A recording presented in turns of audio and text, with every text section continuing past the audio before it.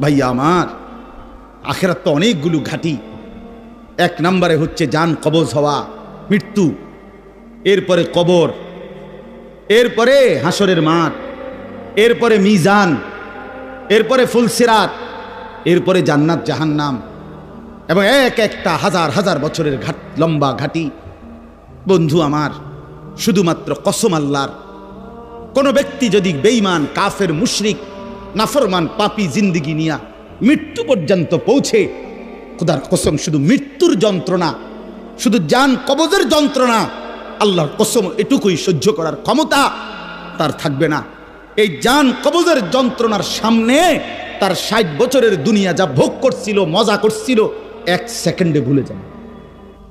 ইমানদার, আমি শুধু এই কথাটাই এখন শুনাইতে চাই। এই তর্জমাটা বললে আমার কথা শেষ। এটাই আমার বক্তব্য। ভাইয়া, কবরে লম্বা সময় থাইকা কি কষ্ট পাইবা বেনামাজি সন্তান, হারাম উপার্জনকারী বাবারা, বেপর্দা মা বোন, সেটা তো লম্বা বিষয়। হাসরের মাঠ কি পরিমাণ লম্বা, মিজানের পাল্লার সময়টা কি পরিমাণ কঠিন হবে, আমল নামাটা যখন বাম হাতে দেয়া হবে তখন কি পরিমাণ চিৎকার করবে। ফুলসিরাত পার হতে 30,000 বছরের রাস্তা, এই অন্ধকারাচ্ছন্ন রাস্তা কিভাবে পার হবে সে তো পরে লম্বা বিষয়। শুধু জান কবজের সময় মৃত্যুর, যেটাকে বলে রুহু কবজ হওয়া, মৃত্যুবরণ করা, এই কষ্টটাও তো সহ্য হইবে না। এই কষ্টটা তো সহ্য হবে। কোরআনুল কারীমের মধ্যে 4 জায়গায় আল্লাহ তাআলা মোট মৃত্যুর যন্ত্রণার কথা বলছেন। 1 নাম্বার, ওয়াজাআত সাকরাতুল মাউতি বিল হক যালিকা মা কুনতা মিনহু তাহিদ।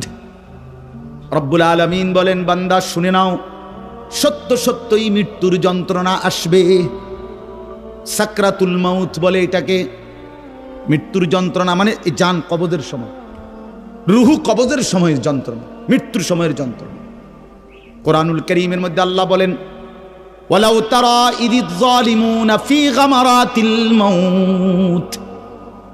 আল্লাহ বলেন, শোনো বান্দা, আল্লাহর নবীকে বলেন, বন্ধু আপনি যদি একটা নজর দেখতেন জালিমের মৃত্যু যন্ত্রণা কতটা ভয়ানক হবে। ইযিয যালিমুনা ফি গামারাতিল মাউত ওয়াল মালাইকাতু বাসিতু আইদিহিম। ফেরেশতারা ওই নাফরমান পাপীকে ডাক দিয়ে বলবে, হাত বাড়িয়ে বলবে ফেরেশতারা, আখরিজু আনফুসাকুম, হে অসৎ আত্মার রূহ, এই নাফরমানের শরীর থেকে বের হও। বের হতে চাইবে না, সারা দেহের মধ্যে নাফরমানের রূহ দৌড়াবে। মালাকুল মউত আজরাইল একটা টান দিয়ে যখন রূহটাকে ছিঁড়ে বের করবে, কলিজা থেকে বের করবে, একটা টানে কণ্ঠনালীর কাছে চলে আসবে। আল্লাহ বলেন, ফালাউলা ইদা বালাগাতিল হুলকুম, কণ্ঠনালীর কাছে যখন রূহটা চলে আসবে, নাফরমান তোর ক্ষমতা থাকলে এবার বাধা দাও না, দাও, বাধা দাও, থামাও তোরে। এ না তোমার বন্ধু, এ না তোমার বাপ, থামাও এরে, এ তো মরে যাচ্ছে, তার ধরে রাখো, ধরে রাখো। পারা যাবে তো? কথা বলেন না কেন? আল ইয়াউমা তুজজাউনা আযাবাল হুন। আল্লাহর ফেরেশতারা জান কবজের মুহূর্তে, খোদার কসম আল্লাহ বলছে, জান কবজের সময় বলবে, মনে রাখিস না ফরমান, আজকে তোরে কবরে নিয়া চূড়ান্ত তোরে আযাব শাস্তি ভোগ করাবো। তুই বুঝবি পীড়া কারে কয়। মাস্তানি, মাতবরি, সুদের টাকা, ঘুষের টাকা, বাটপারি, চিটারি, অহংকার, দম্ভ, তুই আয়, আয় না ফরমান, তোরে এখন দেখাবো। আল ইয়াউমা তুজজাউন, আজকে দেখাবো আযাবাল হুন, লাঞ্ছনা কর আযাব। আও, কবরের প্রথম ঘন্টা, কবরের প্রথম ঘন্টাতেই তুমি বুঝবা আখিরাত কত কঠিন। রাসূলুল্লাহ সাল্লাল্লাহু আলাইহি ওয়াসাল্লাম বলেন, কবরে যেই নাফরমান প্রশ্নের জবাব দিতে পারবে না, 3টি প্রশ্নের, তো আল্লাহ তাআলা বলবেন, কাযাবা আবদি, ফেরেশতা আমার এই নাফরমান বান্দা মিথ্যা বলেছে। ফাআফরিশুহু মিনান নার ওয়ালবাসুহু মিনান নার, আমার নাফরমান বান্দার কবরে জাহান্নামের বিছানা বিছায় দাও, ওরে জাহান্নামের পোশাক দিয়ে আবৃত করে দাও। ওয়াফতাহু লাহু বাবান ইলান নার, জাহান্নাম বরাবর তার কবর থেকে দরজা খুলে দাও। কবর খুলে দাও। ওফো, আল্লাহ নবী সাল্লাল্লাহু আলাইহি ওয়াসাল্লাম বলেন, তখন কবর তারে, ফেরেশতা যখন তাকে রাইখা যাবে, কবর তারে ডান দিকের মাটি বাম দিকে একটা চাপ দিবে, বাম দিকের মাটি ডান দিকে চাপ দিবে। আল্লাহর কসম, নবী বলছে, হাত্তা তাখতালিফা আদলাউহু, ডান পাশের হাড্ডি এবং এই পাঁজরের হাড্ডিগুলো করকর করে ভাঙ্গা বাম দিকে চলে যাবে, বাম দিকের গুলো ডান দিকে চলে যাবে। ভাইয়া আমার, তুমি তোমার উপরে রহম করো। বাপ আমার, আপনাদেরকে বলি, হারামের টাকা উপার্জন কইরা, সুদের টাকা, কিস্তির টাকা, ঘুষের টাকা, ওজনে কম দেওয়া টাকা, হারাম ব্যবসার টাকা, বাটপারি সিটারির টাকা দিয়া বংশ, ফ্যামিলি, স্ত্রী, সন্তানের জন্য রাইখা যাইয়েন না। ওরা আমনেরে বরবাদ করবে, আপনি নিজেও বরবাদ হইলেন, ওরারও বরবাদ করলেন। শুধু শুধু শুধু শুধু আপনি মূল্য পৃথিবীতে কামাই রোজগারই থাকবে, আর পৃথিবীতে যেত রোজগার থাকবে আপনার ফুতেই কামাই করতে পারবো। আপনি হালালভাবে যে দূর পারেন করে দিয়েছে, বাকিটা আপনার ফুতে করবে। না পড়লে মরে যাবে, অসুবিধা কি? না খাইয়া যদি কেউ মরে যায়, কারণ মৃত্যুবরণ করা তো বেজ্জুতি, ঠিক না? কথা বলেন না কেন? না না, বলেন বলেন। কেউ মরে যাওয়া এটা কি শরমের কথা নাকি? ভাই বলো, ছেলে বলো। আরে ছি ছি ছি ছি, ওটা মরে গেল, কেমন শরমের কথা এটা? এমন এটার কথা হইলো কোনো? তো মরলে কিছে? মনে করেন না খাইয়া মরেই গেছে, তো মরলে কিছে? মরণ কি শরমের কথা? তো বাপ দাদা 14 গোষ্ঠী মরছে, তো আমি মরলে শুরু কি? আহা, এজন্য বন্ধু আল্লাহ তাআলা বলছেন, ওয়ালাউ তারা ইদিয যালিমুন, এই শোনেন বন্ধু, আপনি যদি একটা নজর দেখতেন। আমরা তাফসীরে কিতাবে পড়ছি, আত-তাযকিরা, ইমাম কুরতুবী রাহমাতুল্লাহ এর কিতাব আত-তাযকিরা ফি আহওয়ালিল মাউতা ফিল আখিরা, অনেক সুন্দর কিতাব, বাংলা অনুবাদ হয়েছে মৃত্যুর ওপারে। ইমাম কুরতুবীর খুব সুন্দর, অনুবাদটাও অসাধারণ। এই বইটা আছে, ইব্রাহিম আলাইহিস সালাম একবার আজরাইলকে বলছিল, মালাকুল মউত আজরাইল, নাফরমানের জান কবজ করবার সময় তুমি যেই চেহারাটা হয় তোমার, ওটা আমার একটু দেখাও। মালাকুল মউত আজরাইল বলছিল, হে আল্লাহর নবী, কসম আপনি এটা দেখতে চাইেন না, আপনি সহ্য করতে পারতেন না। ইব্রাহিম আলাইহিস সালাম বললেন, না মা আজরাইল, আমি এটা দেখুমই, তুমি আমারে দেখাও একটা নজর। মালাকুল মউত আজরাইল কোন পাপী ব্যক্তির জান কবজের সময় যেই বিভৎস কুৎসিত আকৃতি ধারণ করে, আল্লাহর কসম ওই আকৃতি যখন ধারণ করছেন ইব্রাহিমের সামনে, ইব্রাহিম নবী সাল্লাল্লাহু আলাইহিস সালাম একটা চিৎকার মাইরা বেহুশ হয়ে গেছে। লম্বা সময় পরে যখন হুঁশ আসছে, তো আমি নিজে পড়ছি কিতাবে, আরবি কিতাবে, ইব্রাহিম আলাইহিস সালাম আল্লাহকে বলছে, আল্লাহ আপনার জাতের কসম মাওলা, কোন নাফরমান পাপী তার কবরের আযাব, আখিরাতের আযাব, জাহান্নামের আযাব কিছুই লাগবে না, শুধু মালাকুল মউত আজরাইলের এই বিভৎস দৃশ্য যদি সে একবার দেখে, তো তার 60 বছরের নাফরমানির শাস্তির জন্য এটাই যথেষ্ট।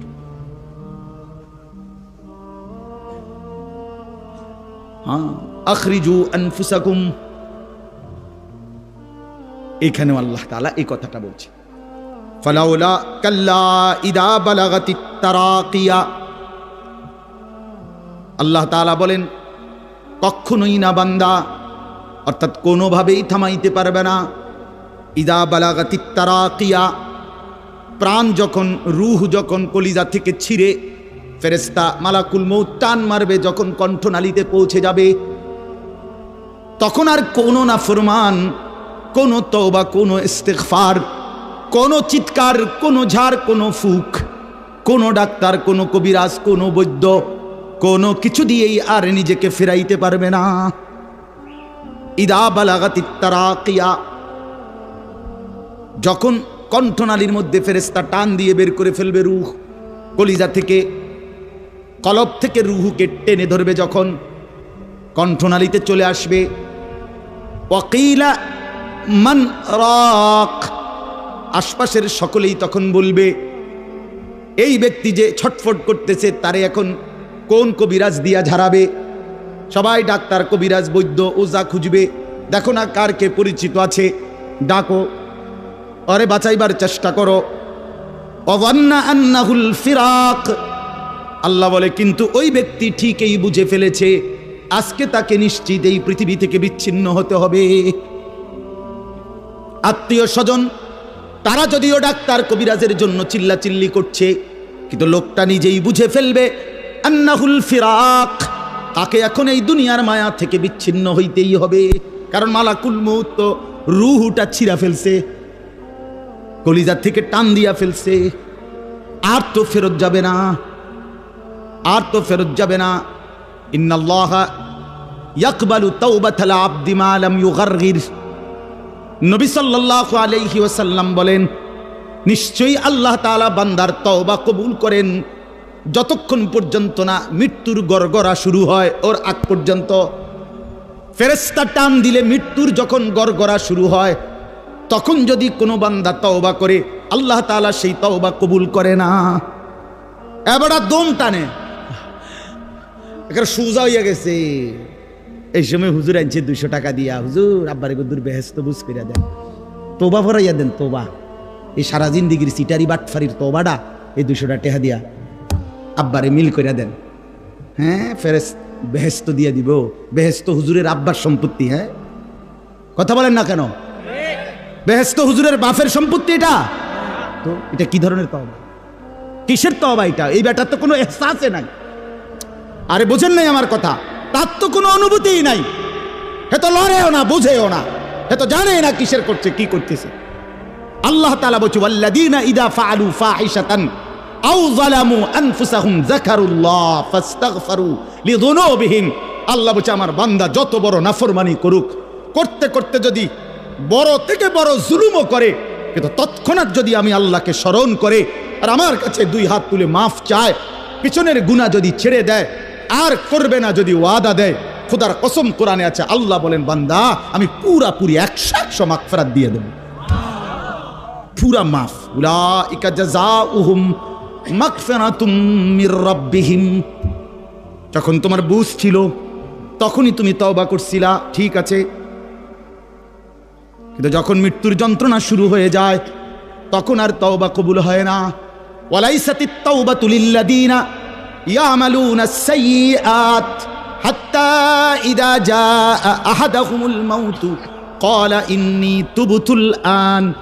এই যে কোরআন শরীফের আয়াত। আল্লাহ বলেন, ওই ব্যক্তির তওবা তওবা নয়, পুরা জিন্দেগি নাফরমানি করেছিল, অতঃপর যখন মৃত্যুর সময় আসলো, আজরাইল উপস্থিত হলো, এখন বলতেছে আমি আল্লাহ এখন তওবা করলাম। আল্লাহ বলে, না বান্দা, এমন তওবা হবে না। তাইলে তওবা করবেন কখন? এখন। কখন বাবা? এখন, এখন, আজ দিমাগ আছে যখন, আকল আছে যখন, বুঝ আছে যখন। আল্লাহ আমাদেরকে বুঝার তৌফিক দান করেন। ওয়ালতাফাতিস সাকু বিসাক। আল্লাহ বলেন, নাফরমান তখন ভয়ে আর আতঙ্কে মালাকুল মউতটাকে টেনে বের করছে। আজরাইল এসে সামনে দাঁড়ানোর সাথে সাথে নাফরমান এই পরিমাণ ভয় পেয়ে গেছে। ওয়ালতাফাতিস সাকু বিসাক, 2টা পায়ের গোসা, মানে পায়ের গোসা বোঝে না, গোড়ালি নিচের অংশ আর কি, জুতা পরি আমরা যেটা, এই গোসা। আল্লাহ বলেন, এক গোসার সাথে আরেক গোসা, মানে 2 পাও এইভাবে মিল্লা গেছে। এটা যে একটু নড়াবে, একটু একটার উপর একটা উঠাবে, অথবা কদ্দুর সরাবে, ভয়ে আতঙ্কে আল্লাহ বলেন, নাফরমান এটাও ভুলে যাও। পাওটা নাড়াবার ক্ষমতাও হবে না। ইলা রাব্বিকা ইয়াউমা ইদিনিল মাসাক। আল্লাহ তাআলা বলেন, এই অবস্থাতেই আমি আল্লাহর কাছে ফিরতে হবে, ফিরতে হবে। মৃত্যুর ভীষণ বড় যন্ত্রণা হবে। অর্থাৎ এখানে ফেরেশতা প্রথম তো টান দিবে, ফুলের মতো ছিঁড়া ফেলবে। ফুল যেভাবে গাছ থেকে ছিঁড়ে ফেলে, কলিজা থেকে রূহ তো ছিঁড়ে ফেলবে, কণ্ঠনালীর কাছে আটকায়া যাবে। তখন সে বারবার চেষ্টা করবে নিজের রূহ ফেরত নিতে, কিন্তু ফেরত নিতে পারবে না। আল্লাহ তাআলা বলেন, মৃত্যুর মারাত্মক সাকরাতুল মউত তখন শুরু হবে, ভীষণ যন্ত্রণায় শরীর পাওটাও নাড়াইতে পারবে না। এই অবস্থাতেই, এই জোরাজুরি টানাটানি অবস্থার মধ্যে তাকে আল্লাহর কাছে ফিরতে হবে। এবার আল্লাহ শেষ কথা বলে, এবার শুনো বান্দা, এই নাফরমানের মৃত্যু যন্ত্রণা এতটা ভয়ানক কেন হলো এই লোকটার?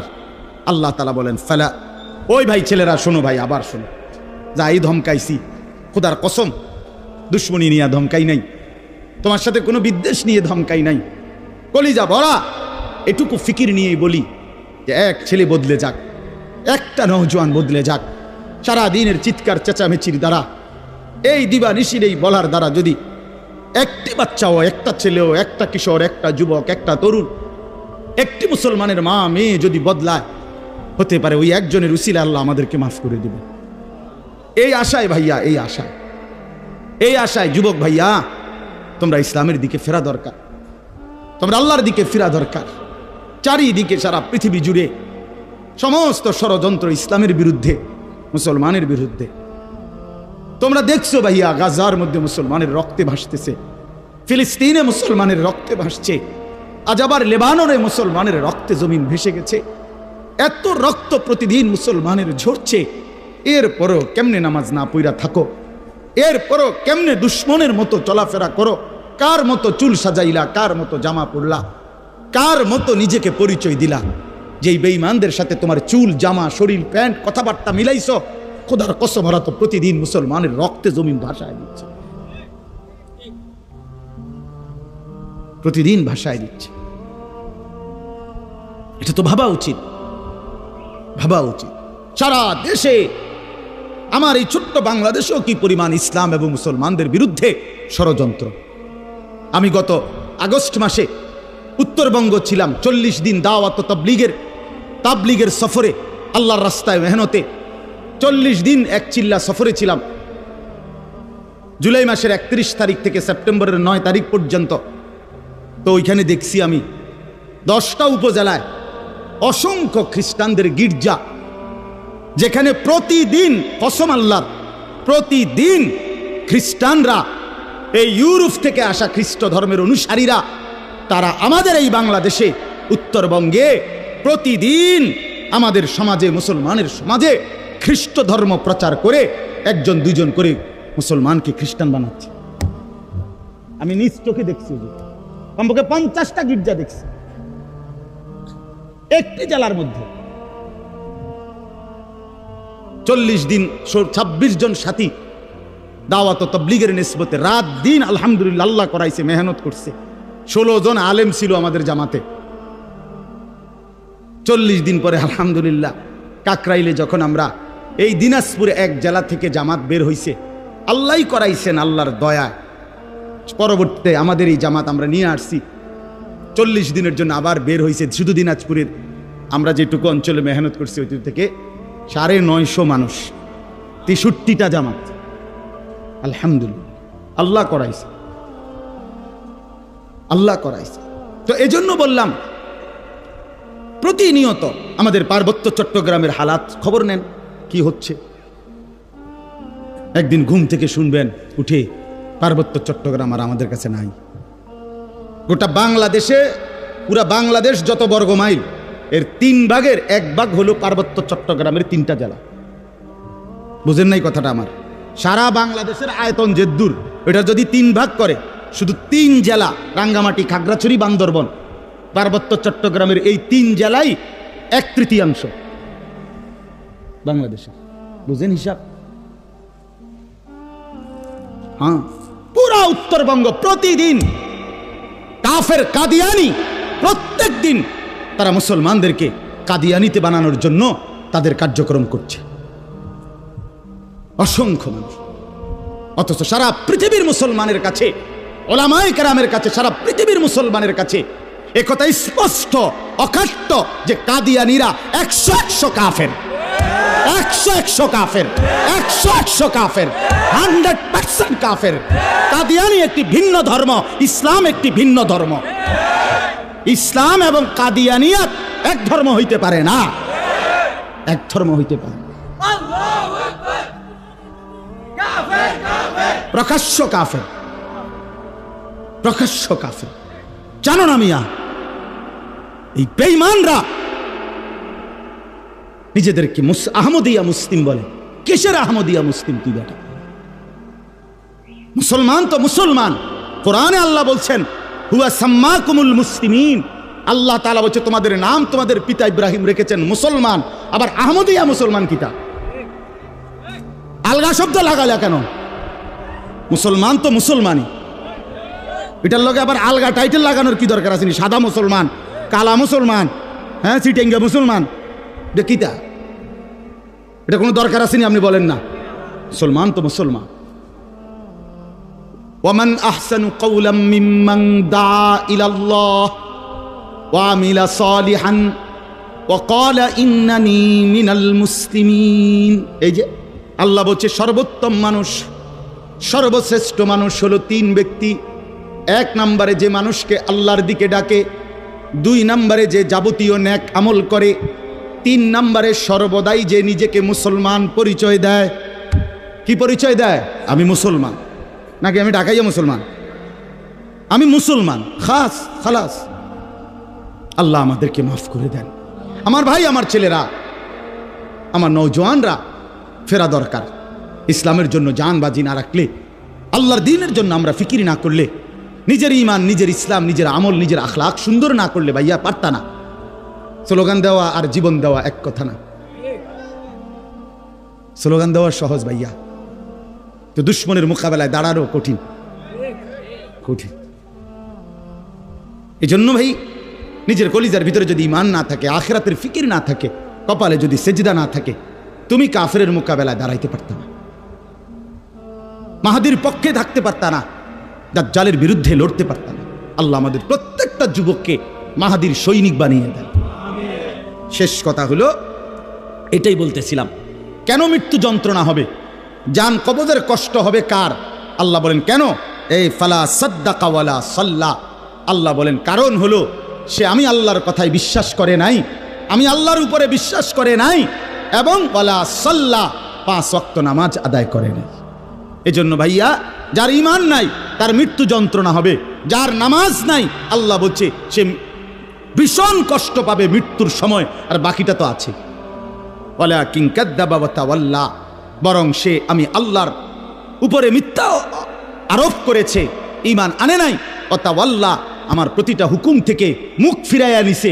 আল্লাহ বলেন সুম্মা যাহাবা ইলা আহলিহি ইয়াতামাত্তা, আমার নাফরমানি করছে, আমার বিরুদ্ধাচরণ করছে, আমার হুকুমের উল্টা করছে, অথচ এর পরেও স্ত্রী সন্তান পরিবারের মাঝে গর্ব কইরা, অহংকার কইরা, আনন্দ ফুর্তিতে জিন্দিগি কাটাইছে। সিটারি, বাটপারি, অন্যায়, দুর্নীতি, অনিয়ম, নামাজ নাই, বন্দিগি নাই, হালাল হারামের পার্থক্য নাই, এরপরেও ঘর সংসার বউ বাচ্চার মধ্যে এভাবে চলছে, মনে হয় যেন কোনো টেনশনই নাই। আল্লাহ বলেন এই অহংকারী, এই গাদ্দারির কারণে মালাকুল মউত আজরাইল যখন রুহু কবজ করবে, তখন কলিজা থেকে রুহুটা ছিঁড়া ভিড়া এরপরে কবজ করবে। আল্লাহ আমাদেরকে মাফ করে দেন। আল্লাহ তাআলা শেষ বলেন, আমি যেটুকু পড়ছি, আউলা লাকা ফাআউলা সুম্মা আউলা লাকা ফাআউলা। আল্লাহ বলেন বান্দা, এই বান্দা, আমি 4 বার বলছি বান্দা, 4 বার, তোমার জন্য দুর্ভোগ, তোমার জন্য দুর্ভোগ, তোমার জন্য দুর্ভোগ, তোমার জন্য দুর্ভোগ। 4 বার আউলা লাকা ফাআউলা সুম্মা আউলা লাকা ফাআউলা। কয়টা হইল? 4টা। কেন 4টা কেন? 1, তোমার জান কবজের সময় তোমার দুর্ভোগ, 2, তোমার কবরে দুর্ভোগ, 3, হাসরের মাঠে দুর্ভোগ, 4, জাহান্নামে দুর্ভোগ। তুমি জান কবজের সময়ও কষ্ট পাইবা, তুমি কবরেও কষ্ট পাইবা, তুমি হাসরেও কষ্ট পাইবা, তুমি জাহান্নামেও কষ্ট পাইবা। আউলা লাকা ফাআউলা সুম্মা আউলা লাকা ফাআউলা। আয়াহসাবুল ইনসানু আন ইউতরাকা সুদান। আল্লাহ তাআলা বলছে, মানুষ তুমি কি ভেবেছো আমি তোমাকে এমনি এমনি ছেড়ে দেব না? কি ভাবছো? এমনি এমনি অনর্থ, কোন উদ্দেশ্য ছাড়াই আমি তোমার এমনি বানাইছি না বান্দা। ফাহাসিবতুম আন্নামা খালাকনাকুম আবাসান। আল্লাহ তাআলা বললেন, বান্দা তুমি কি এই ভেবেছো আমি তোমাকে বেহুদা বানাইছি, এ খাইবার ফুর্তি করবা, নাচবা গাইবা? না ভাইয়া, আল্লাহ তাআলা আমাদের প্রত্যেককে ঈমান দান করেন, তাকওয়া দান করেন, গুনাহ থেকে বাঁচবার মতো হিম্মত দান করেন। আল্লাহ তাআলা আমাদের প্রত্যেককে 5 ওয়াক্ত নামাজ জিন্দেগি সুন্দর করার তৌফিক দান করেন।